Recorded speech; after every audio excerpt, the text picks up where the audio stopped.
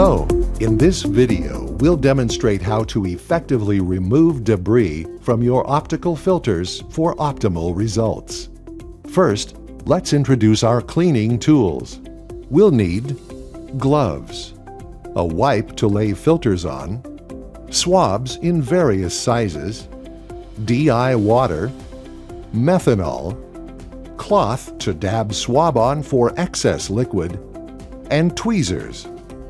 With your gloves on, lay out filters on a clean wipe.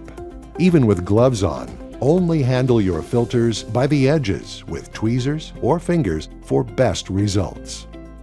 For general cleaning, select your swab size, dab in methanol, and then dab again on a cloth to remove excess liquid. Dependent on part size, you'll apply swab to filter using an S motion or a circular motion. It's important to keep contact with the filter throughout this process. If stubborn debris remains, flip swab over or, if needed, select a new swab. Apply swab to DI water first. Dab excess water on cloth and then repeat S motion or circular motion again across filter's surface. Don't let DI water dry before you apply methanol. For particularly stubborn debris, you can also use a different sized swab.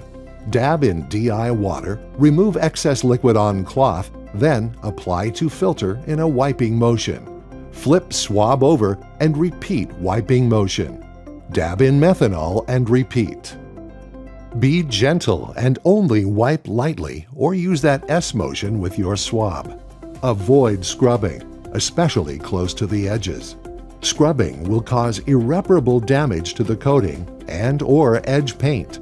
If the debris is not coming off, go to the DI water and the methanol rather than trying to scrub parts.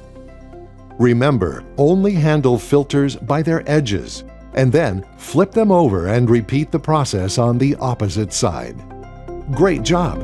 Now your filters are ready for use.